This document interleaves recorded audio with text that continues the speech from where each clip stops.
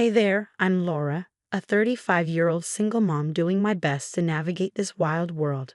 It's just me, my incredible 12-year-old daughter Emily, and our cozy little home in the suburbs. It may not be much, but it's ours. I work hard as a nurse, pulling crazy long shifts to keep food on the table and a roof over our heads. Emily is something special, smart as a whip and with a creative streak that runs a mile wide.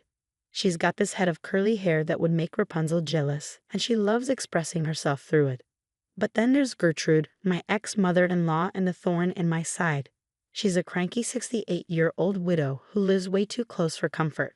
Sure, I appreciate the help with Emily after school, but that woman drives me up the wall. Laura, dear, don't you think Emily's hair is a bit wild? Gertrude's voice grates on my nerves as I'm rushing to get ready for work. I take a deep breath. It's just hair, Gertrude. She likes it that way. In my day, young ladies knew how to present themselves properly, she huffs. I bite my tongue, reminding myself that beggars can't be choosers when it comes to child care. Thank God for Sarah, my best friend and fellow nurse. She's my rock, always there to lend an ear or help out with Emily when Gertrude is being particularly insufferable. Girl, I don't know how you deal with that old bat. Sarah tells me over coffee one day. You've got the patience of a saint. I laugh. Trust me, it's wearing thin.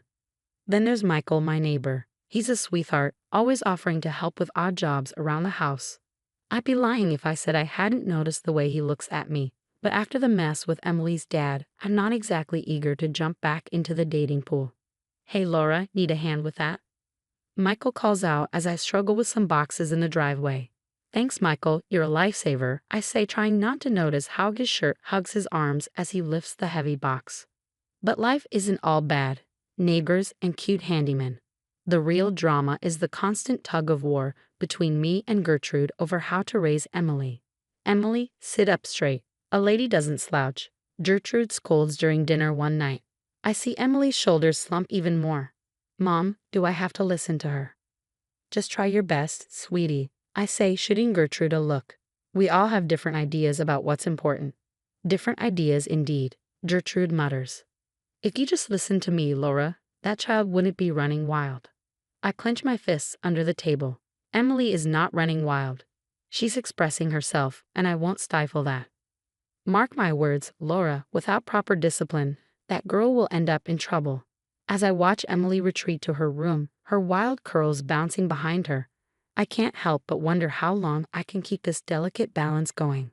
Something's got to give, and I've got a feeling it ain't going to be pretty when it does. I was dead on my feet after that extra shift at the hospital. All I wanted was to hug my baby girl and crash. But the moment I stepped through the door, I knew something was terribly wrong. Emily, sweetie, I'm home. I called out. No answer, just an eerie silence that made my skin crawl. I found her curled up in bed, sobbing. When she looked up at me, I nearly fainted. My beautiful girl's curls were gone, every last one. Her head was shaved clean. Mom. Emily wailed, throwing herself into my arms. Grandma. She did it while I was sleeping. I held her tight, my mind reeling. Shh, baby, it's okay. We'll fix this. But inside, I was seething. How dare that old witch do this to my child? I stormed into the living room where Gertrude sat, cool as a cucumber. What the hell did you do? I screamed. Gertrude didn't even flinch. I did what needed to be done. That child was becoming far too vain and disobedient. Vain? Disobedient? She's a 12-year-old girl. Precisely, and it's high time she learned some discipline. In my day. This isn't your day. I cut her off. This is assault. I'm calling the police. Gertrude scoffed. Don't be dramatic, Laura. I've put up with your lenient parenting long enough. Someone had to step in before Emily turned into a delinquent like her father. That's when I lost it. Get out of my house. Now. Gladly, Gertrude sneered. Mark my words, you'll regret not heeding my advice. That girl needs a firm hand, Gertrude snapped as she gathered her things. The full weight of what had just happened hit me like a ton of bricks, and I sank to the floor, tears streaming down my face. Suddenly, there was a knock at the door. It was Michael, looking concerned. Laura, is everything okay? I heard shouting. One look at my face, and he knew it wasn't. What happened? He asked, his voice soft but urgent. I couldn't even speak. I just pointed toward Emily's room. When Michael saw her, his eyes widened in shock. Oh my God, who did this? Gertrude. I managed to choke out, my voice trembling with rage. His face hardened. That's it. I'm calling the police. No, Emily cried, her voice breaking. I don't want anyone to see me like this. I hugged her close, trying to comfort her. It's okay, baby. We don't have to do anything you're not comfortable with. Michael knelt beside us, his expression gentle. Is there anything I can do? Before I could answer, my phone rang. It was Sarah. Laura, what's going on? I got your missed call, and you sounded upset in the voicemail.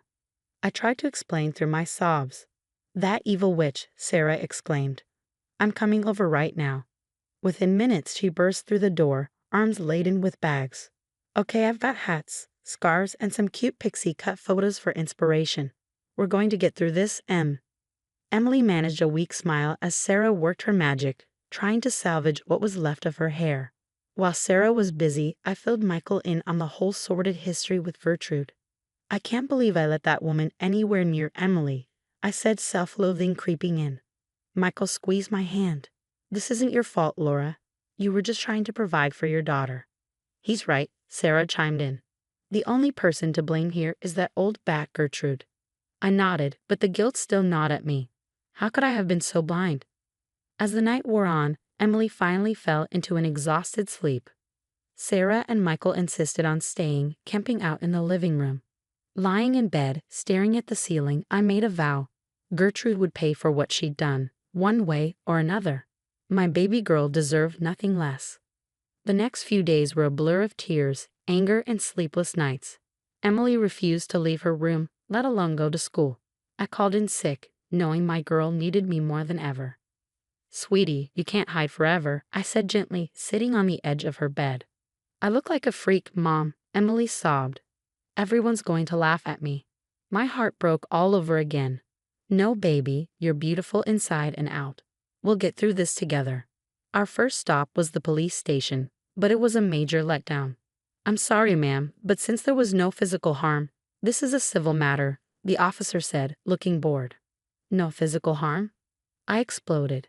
Look at my daughter. But rules were rules, apparently. So, next up was a lawyer.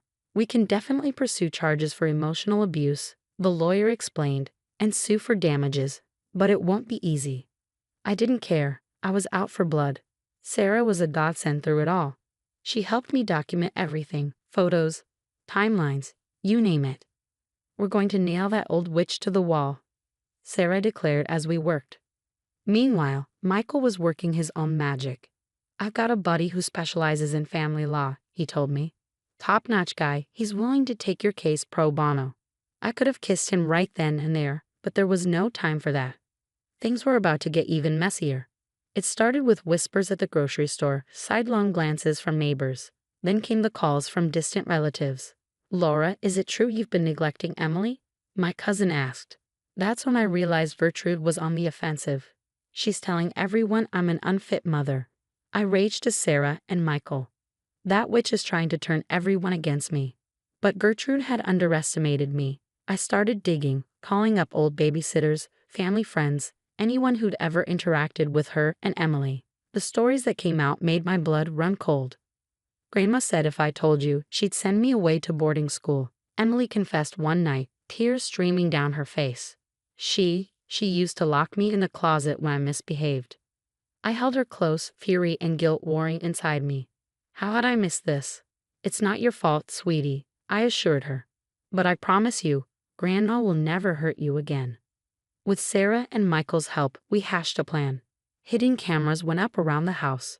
We coached Emily on how to safely gather evidence if Gertrude tried to contact her. Remember, kiddo, Michael said, showing Emily how to use the voice recorder on her phone. If Grandma calls or comes over, you hit this button right away. Emily nodded solemnly. I won't let you down, Mom. You can never let me down, baby, I said, hugging her tight. We're in this together. As we finalized our preparations, a grim determination settled over me. Gertrude thought she could bully and manipulate her way to victory, but she had no idea what was coming. This mama bear was ready to fight, and I wasn't about to lose. All right, team, I said, looking at Sarah and Michael. Let's take this witch down. The trap was set. Now all we had to do was wait for Gertrude to make her move. And when she did, we'd be ready. The day of the trial arrived, and I felt like I was going to puke. Emily squeezed my hand as we walked into the courtroom. "You got this, Mom," she whispered. Our lawyer presented the mountain of evidence we collected. The hidden camera footage was damning, showing Gertrude barging into our home, screaming threats at Emily. "You ungrateful little brat." Gertrude's voice echoed in the courtroom. "I'll teach you to disobey me." I saw the judge's face darken, but that was just the beginning. One by one, witnesses took the stand. Former babysitters, family friends, even Emily's old piano teacher. They all had stories of Gertrude's cruelty. She told me if I didn't make Emily practice for 3 hours a day, she'd have me fired. The piano teacher testified. But the real kicker was Emily's testimony. My brave girl stood up there, her voice shaking but determined. Grandma said if I ever told Mom what she did, she'd make sure I was taken away. Emily said, her eyes welling up with tears.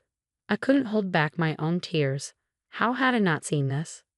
Gertrude's lawyer tried to paint her as a concerned grandmother, but it was too late. The truth was out. When the judge announced his decision, I nearly collapsed with relief. "This court grants a permanent restraining order against the defendant," he declared. Furthermore, significant damages are awarded for the plaintiff's therapy and emotional distress. We'd won. Gertrude was out of our lives for good. Outside the courtroom, Gertrude approached us, tears in her eyes. "Laura, Emily, I'm so sorry," she started. I cut her off coldly. "Save it, Gertrude. You're dead to us." As we walked away, I felt a weight lift off my shoulders. The next few months were tough, but we got through it together. Emily started therapy, slowly coming out of her shell. One night, as we sat around the dinner table with Sarah and Michael, Emily made an announcement. "I want to donate the money from a lawsuit," she said, her voice steady, "to help other kids like me." I couldn't have been prouder. As for me and Michael, well, let's just say he became a permanent fixture in our lives. His steady support through everything meant the world to us. The real turning point came about 6 months after the trial. Emily and I were at the hair salon, and for the first time since the incident, she was excited about her hair. "What do you think about purple streaks, Mom?" she asked, her eyes shining. I grinned. "I think purple streaks sound awesome, baby." As the stylist worked her magic, I caught Emily's eye in the mirror. She was smiling, really smiling, for the first time in months. "You know what, Mom," she said. "I think we're going to be okay." I squeezed her hand. "Yeah, baby, we're going to be just fine." Looking at my daughter, her new bold hairstyle a testament to her resilience, I knew we'd come out the other side stronger than ever. Gertrude had tried to break us, but she only made us unbreakable. As we left the salon, heads held high, I realized something important. Sometimes the best revenge isn't about getting even. It's about living well on your own terms. And that's exactly what we intended to do. If you were in Laura's shoes, would you ever consider forgiving Gertrude for her actions, or do you believe some betrayals are truly unforgivable?